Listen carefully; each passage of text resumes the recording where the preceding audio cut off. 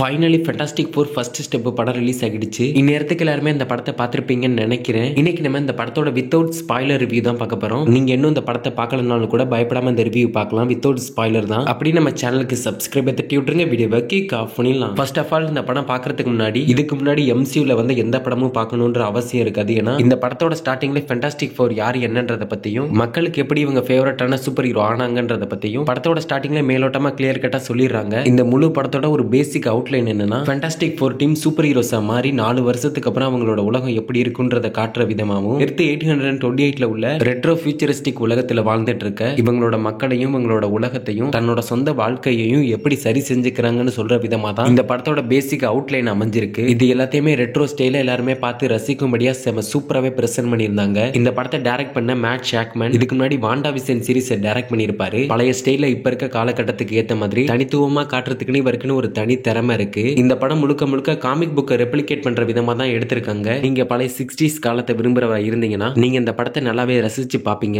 அது மட்டும் இல்லாம நீங்க ரெட்ரோ ஃபியூச்சரிஸ்டிக் படமே பார்த்தது இல்லைன்னா கண்டிப்பா இந்த படத்தை பாருங்க. உங்களையே அவங்க உலகத்துக்கு கூட்டிட்டு போயிருவாங்க. அந்த அளவுக்கு இந்த படத்துல VFX இருக்கட்டும், கிராபிக்ஸா இருக்கட்டும் அவ்வளவு சூப்பரா பிரசன்ட் பண்ணியிருந்தாங்க. வழக்கமா இருக்கிற ஒரு சூப்பர் ஹீரோஸ் படத்துக்கும் இந்த படத்துக்கும் என்ன வித்தியாசம்னா, ஒரு மோசமான சூழ்நிலையை சந்திக்கும் போது ஒரு சூப்பர் ஹீரோவா எப்படி அவங்க எதிர்த்து நிக்கிறாங்கன்றத சொல்றது மட்டும் இல்லாம அதை அறிவியல் ரீதியாகவும் சயின்ஸ்ல இருக்க ஒரு சில தியரிஸ் மூலமாவுமே இதை விளக்கி சொல்லியிருப்பாங்க. அதை தொடர்ந்து இந்த படத்துல ரீட் ரிச்சர்ஸோட கேரக்டருக்கு எந்த அளவுக்கு ஒரு கேரக்டர் டெப்த்தை கொடுக்க முடியுமோ அதை விட இந்த கேரக்டருக்கு ஆழமான ஒரு பர்ஃபெக்டான ரைட்டிங்கை கொடுத்திருக்காங்க. இது ரீட் ரிச்சர்ஸோட கேரக்டருக்கு பர்ஃபெக்டா ஒர்க் அவுட் ஆகிடுச்சுன்னு தான் சொல்லி ஆகணும். படம் பார்க்கும்போது இதை உங்களால கண்டிப்பா ஃபீல் பண்ண முடியும். அதுக்கு அடுத்தபடி அந்த படத்தோட மற்ற கேரக்டர்ஸ் பார்க்கும்போது சூஸ்டோமா இருக்கட்டும், ஹியூமன் டார்ச்சா இருக்கட்டும், பிங்கா இருக்கட்டும் அப்படின்னு இந்த படத்துல காட்டப்பட்ட மெயினான கேரக்டர்ஸ் எல்லாருமே ரொம்ப ஓவர் ஆக்ட் பண்ணிடாம ரெட்ரோ ஸ்டைலுக்கு ஏற்ற மாதிரி அவங்களோட ஆக்டிங்கை கொடுத்து அவங்க கேரக்டருக்கு பர்ஃபெக்டான ஃபினிஷிங்குமே கொடுத்திருந்தாங்க. அடுத்து இந்த படத்துல ஒரு முக்கியமான பிளஸ் பாயிண்ட் அமைஞ்சது இந்த படத்தோட VFXும் கிராபிக்ஸும் தான். இதை கண்டிப்பா நம்ம பாராட்டி தான் ஆகணும். ஒவ்வொரு கேரக்டருமே அவ்வளவு ரியலிஸ்டிக்கா பிரசன்ட் பண்ணியிருந்தாங்க. Pink character, human torch, silver suffer இது மாதிரியான கேரக்டர்ஸ் எல்லாம் அப்படியே காமிக் அக்யூரேட்டா கொஞ்சம் கூட பிசிறே தட்டாத மாதிரி அவ்வளவு ரியலிஸ்டிக்கா இருந்துச்சு. இதை கண்டிப்பா நம்ம பாராட்டி தான் ஆகணும். இது மட்டும் இல்லாம படத்தோட போஸ்ட் கிரெடிட் சீன்லயுமே ஒரு சம்பவம் இருக்கு. நீங்க இனிமே தான் இந்த படத்தை பார்க்க போறீங்க அப்படின்னா இருந்து போஸ்ட் கிரெடிட் சீனையுமே மிஸ் பண்ணிடாம பார்த்துட்டு வாங்க. மார்வல் அவங்களோட ஒவ்வொரு படத்துலயும் வழக்கமா போஸ்ட் கிரெடிட் சீன்ல சம்பவம் பண்ணி ஹைப் ஏத்த பார்ப்பாங்க. கிட்டத்தட்ட அதே மாதிரி இந்த படத்துலயுமே போஸ்ட் கிரெடிட் சீன்ல ஒரு சம்பவம் பண்ணிருக்காங்க. சோ போஸ்ட் கிரெடிட் சீனை யாருமே மிஸ் பண்ணிடாதீங்க.